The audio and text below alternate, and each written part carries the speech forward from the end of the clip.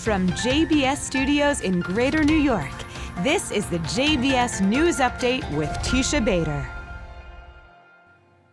I'm Teisha Bader with the JBS News Features Edition for Monday, September the 7th, 2020. A new amendment to Austria's citizenship law went into effect last week. It allows descendants of Jewish refugees who fled Nazi persecution to apply for Austrian citizenship without giving up their current citizenship. About 120,000 Jews fled Austria when the Nazis came to power in March of 1938. The Austrian parliament passed the amendment to the Austrian Nationality Act almost 1 year ago, which its embassy in Washington wrote was in line with Austria's ongoing endeavor for reconciliation with all those who suffered under the totalitarian Nazi regime in Austria. Chancellor Sebastian Kurz was a strong proponent of the amendment. CEO of the Anti-Defamation League, Jonathan Greenblatt, tweeted a welcome and historic measure of justice for the descendants of Jews expelled from Austria under Nazi rule. Greenblatt wrote, "Well done to Sebastian Kurz and Austrian leadership for taking this step toward preserving the memory of the Jewish victims who lost everything."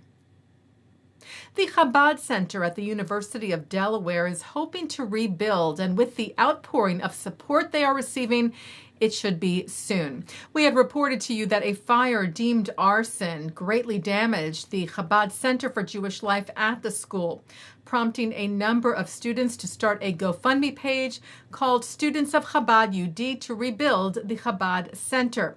Well, it has already raised over $500,000. Chabad Rabbi Avremel Vogel said he has received messages of support from every faith-based community in the area, and that he said it shows the world that there's much more love than hate.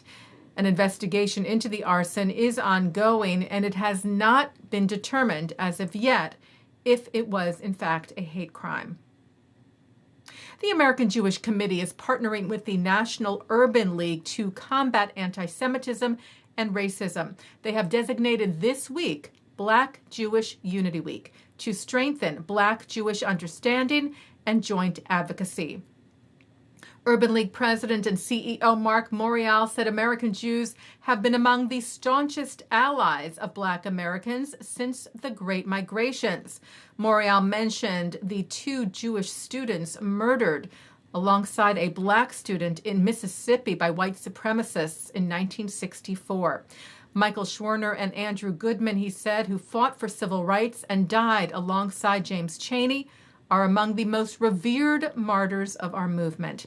AJC CEO David Harris said Black and Jewish Americans share a special responsibility and burden to stand together against hate, racism, anti-Semitism, ignorance, and intolerance. Harris said Jews have for too long been the primary target for religiously motivated hate crimes, while African Americans are by far the most targeted for racially motivated crimes. Harris said, when we stand together against bigotry and hate, we stand stronger.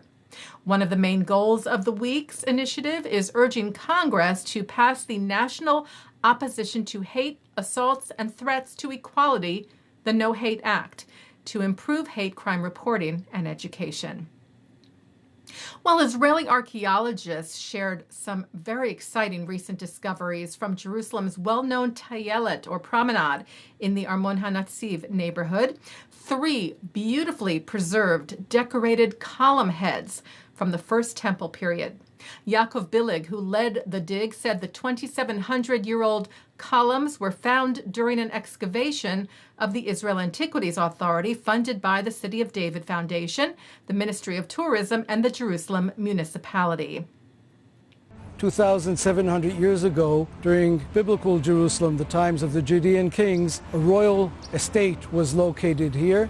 This is the time between the Assyrian assault on Jerusalem and the time of the Babylonian conquest. In the course of the excavation, our greatest surprise was when I heard a The digging vessels scraped on a large stone, and when we brushed it clean, it was the most beautiful decoration I believe ever found of the capitals decorated in that manner from the First Temple period. And we had a great surprise when, after removing that ornamented capital, we found a second one immediately underneath it. The columns, or capitals as they are called, are also seen on the current 5-shekel coin in Israel. City of David Foundation Vice President Doron Spielman called the discovery of the columns once in a lifetime. Taking a look now at our programming for tonight on JBS for Monday, September the 7th. At 7 o'clock, it's The Wisdom of Dr. Ruth. At 7:30, Jeffrey Gurok recounts a series of humorous and poignant stories about his days at the quote-unquote Jewish Harvard. At 8 o'clock, social psychologist at NYU Stern School of Business, Jonathan Haidt, talks about the future of college education and how to succeed. At 9, Mark Golub sits down with Nobel laureate Eric Kandel, who talks about leaving Austria during World War II and his life work studying the brain as a Nobel Prize-winning neuroscientist. At 10, Barefoot Contessa Ina Garten speaks at the 92nd Street Y. And coming up next, it's Good Week, Israel. And that's the JBS News Features edition for Monday, September the 7th, 2020. I'm Teisha Bader. I will be back tomorrow, Tuesday, with the regular JBS News Update. Stay healthy. Stay well.